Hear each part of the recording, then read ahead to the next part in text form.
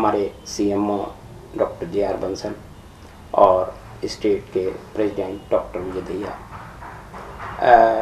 सबसे पहले मैं दहिया साहब से क्वेश्चन करूंगा कि ये आज का जो सेमिनार है इसके पीछे कौन सा ऑब्जेक्ट है, क्या है? ये पीछे अभी प्रेस में हमने ये बात दी थी कि कई पेशेंट जो हम यहाँ रेफ़र करते हैं वो सीरियस कंडीशन में पेशेंट होते हैं, और एक सर्वे के अकॉर्डिंगली 5-6 पेशेंट ऐसे हैं जिनकी रास्ते में सीरियस पेशेंट है, उनके रास्ते में मृत्यु हो जाती है क्योंकि उनको प्रॉपर फैसिलिटेट जिस तरह से 4 करके भेजना चाहिए वो नहीं भेज पाते।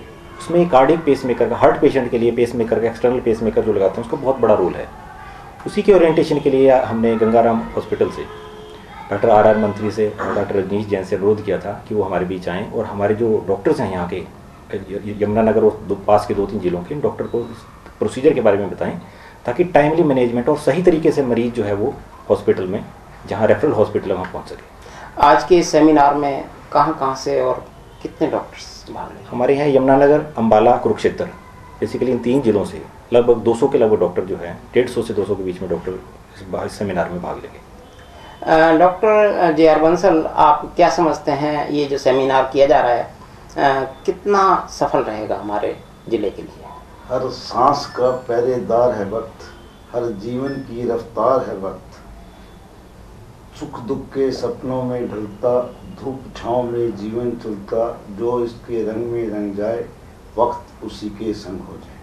तो इसका 100% हमारे जीवन में नहीं, आप क्या मानेंगे कि अभी आपने जो बात कही है कि जितने सांस होते हैं शायद उतने ही वो मनुष्य लेता है, लेकिन फिर भी एक उपचार, ट्रीटमेंट एक सहायक के रूप में आता है।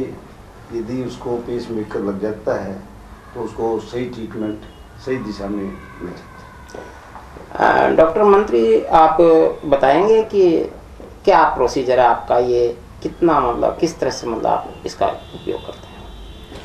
देखिए, पेसमेकर उन मरीजों में आप बनना बंद हो जाती है। उसमें सर्वप्रथम तो मरीज को चक्कर आना या बेहोशी जैसे लक्षण होते हैं। अगर ये बीमारी और ज़्यादा बढ़ जाए तो मृत्यु तक हो सकते हैं। तो इसमें जो पेसमेकर है यहाँ के लेवल पे जो किया जा सकता है, जिसको हम बोलते हैं टेम्परेरी पेसमेकर। तो टेम्परेरी पेसमेकर सबसे बढ़िया तो वही रहता है जो मरीज की वेन के टांग या चेस्ट की वेन से डाला जाए। उसके लिए आज हम इस बारे में यहाँ के डॉक्टर्स से चर्चा करेंगे, जिसके तहत यहाँ क्या समस्याएं हैं और उन समस्याओं का किस तरह समाधान किया जा सकता है, ताकि इस तरह के मरीज जब यहाँ से कहीं और हायर सेंटर पर शिफ्ट हों उस दौरान उनको किसी तरह की दिक्कत ना हो। तो एक तो उस चीज़ के बारे में हम इसमें चर्चा करेंगे और क्या क्या उपकरण चाहिए उनके बारे में चर्चा करेंगे। दूसरा एक होता है एक ऐसा पेसमेकर जिसमें मरीज की छाती पे पैड रख के भी किया जा सके, तो उसके बारे में भी हम चर्चा करेंगे आज इस गोष्ठी में, ताकि यहाँ के डॉक्टरों को, यहाँ के लोगों को ये जानकारी मिल जाए कि मरीज को जब हायर सेंटर पे भेजा जाए तो किस किस तरह की सावधानियां रखी जाए। आप क्या समझते हैं कि ये पेसमेकर लगाने से कितने टाइम तक एक्सटेंड कर जाता है, काम कर जाता है? टेम्परेरी पेसमेकर ये सुविधा देता है कि मरीज को उच्च चिकित्सा केंद्र पर भेजा जा सके, और वहाँ फिर जब परमानेंट पेसमेकर लग जाता है तो उसके बाद जो दिल की गति बंद होने की वजह से जो मरीज को तकलीफ होती है वो तकलीफ परमानेंटली खत्म हो जाती है। इसके उपचार में एक आम आदमी के लिए कितना मतलब बोझ पड़ेगा, क्या आर्थिक?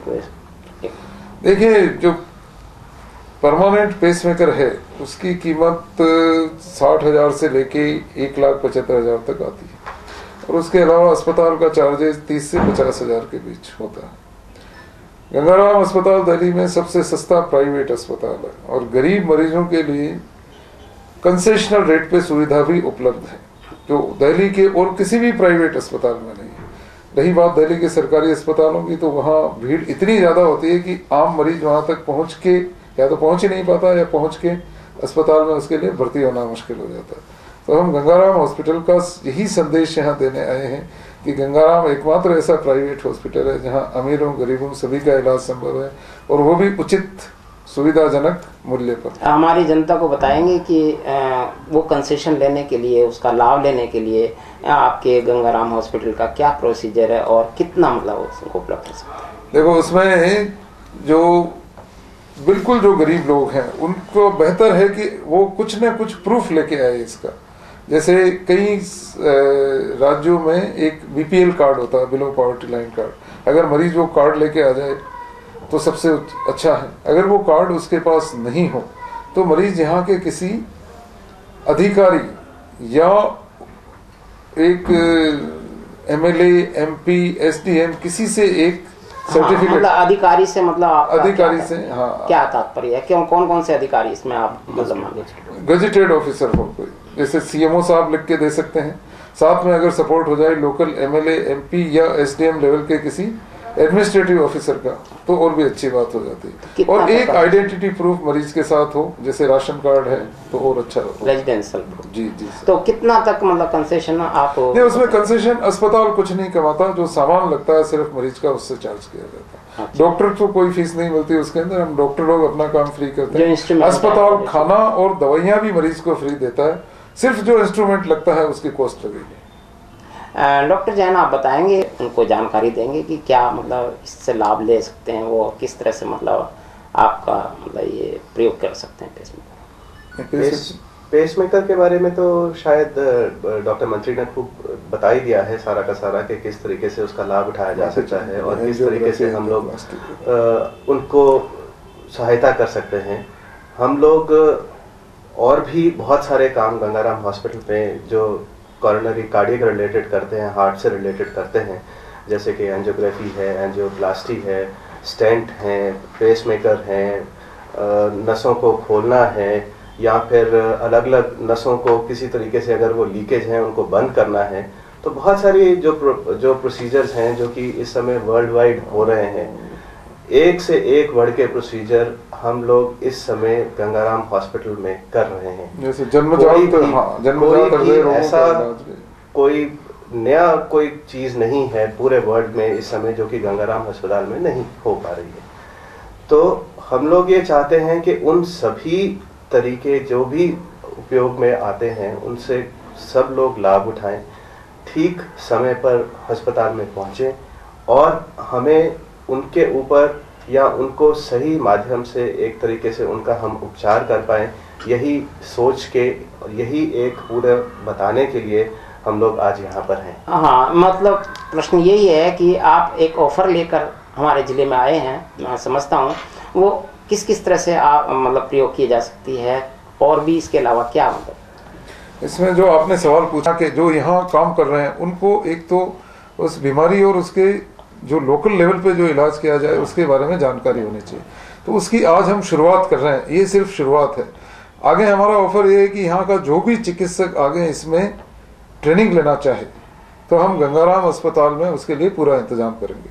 जो चीज़ें यहाँ की जा सकती है, जैसे टेम्परेरी पेसमेकर की बात आई, कोई भी चिकित्सक जो इसका इच्छुक हो, जो ट्रेनिंग लेना चाहे, हमारा खुले हृदय से निमंत्रण है पूरी देखरेख का और अच्छी तरह ट्रेनिंग करने का, ताकि यहाँ के लोकल लोग। कितने दिन की ट्रेनिंग होगी और क्या मतलब उसके? ये सर ट्रेनिंग का ऐसा है कि हफ्ता भर काफ़ी होता है। जहाँ तक टेम्परेरी पेसिंग की बात है, हफ्ते भर की ट्रेनिंग काफ़ी होती है।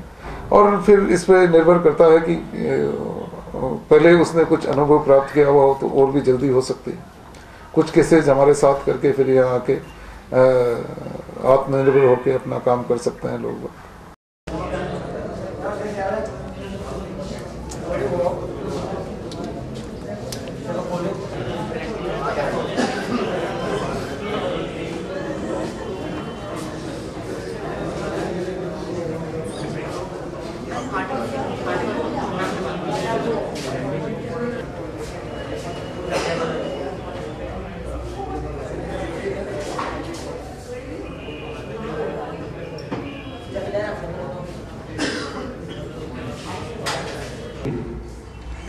Senior cardiologist at Gangaram Hospital, Dr. Rajneesh Jain, Senior cardiologist at Gangaram Hospital, and my dear friends.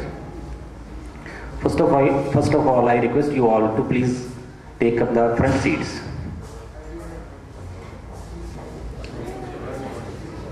Accordingly, बहुत से ऐसे सीरियस पेशेंट होते हैं जो रास्ते में कोलैप्स हो जाते हैं, और हमारे जो खासतौर पे HCMS के डॉक्टर हैं उनको इतनी, अगर मैं कहूँ, हालांकि मेरी ये बात गलत होगी, इतनी अवेयरनेस नहीं है कि ऐसे पेशेंट को किस तरह से रेफर किया जाए।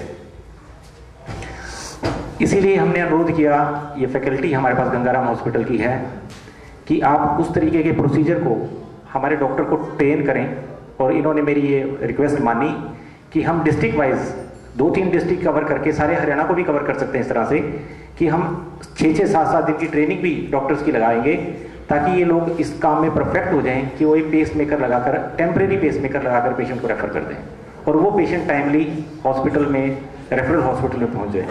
तो अगर इस तरीके से एक पेशेंट अगर हम रेफर करते हैं और वो रेफरल हॉस्पिटल में जाके ट्रीट हो जाता है, तो इससे बड़ी सर्विस मैनकाइंड की मैं नहीं समझता कोई और दूसरी हो सकती है। लेकिन क्योंकि हमें इस तरीके का एक्सपीरियंस नहीं होता, हम इस काम के लिए ट्यून नहीं होते, इसलिए बहुत से पेशेंट हैं उनको हम रेफर कर देते हैं और वो जहाँ रेफरल हॉस्पिटल में पहुँचने से पहले एक्सपायर हो जाते हैं। तो मैं अपने civil surgeon doctor J R. Bansal ji का, जो कि हमारे किसी भी कार्यक्रम में जो हम HCMS एसोसिएशन के बिहाफ पे या मेडिकल फ्रेटर्निटी के बिहाफ पे करते हैं, वो हमेशा हमारे साथ पूरी फोर्स के साथ खड़े होते हैं, मैं उनका हार्दिक धन्यवाद करता हूँ। साथ साथ मैं सीनियर कार्डियोलॉजिस्ट दोनों जो हमारे गंगाराम की फैकल्टी से हैं, इनका भी हार्दिक धन्यवाद करता हूँ कि वो अपने इस शॉर्ट नोटिस पे हमारे पास आए और इस तरीके की प्रोसीजर हमें बताएंगे। बहुत बहुत धन्यवाद। Thank you. I, Dr. R.R. Mantri, MD, DM Cardiology, Dr. Rajneesh Jain MD करता हूँ। साथ में मैं Haryana civil medical service association के प्रेसिडेंट डॉक्टर विजय दहिया का भी, जिन्होंने इतना इसको कार्डियक पेसमेकर के लिए इनका भी हार्दिक कंटिन्यूस संपर्क का कम्युनिकेशन के मैं ये कहना चाहूँगा। Now this is a model of permanent pacemaker, but temporary pacemaker is also similar. A temporary pacemaker means it is only it will only pace one chamber. So if we are pacing the atrium only, then we will call it AI pacemaker, which means it will pace atrium. If it senses, there is no sensing. So this is how the this nomenclature goes. Here is one. When we are pacing the ventricle, similarly we call it VVI or VOO. This is one example of a ventricular pacemaker, whether the arrow shows the pacing spike. Now VDD can be done by 2 leads. This VDD can be done by QRS till upper limit rate. After this QRS where it will pace both. Now the problem with single chamber pacemaker is that it can make the heartbeat at a fixed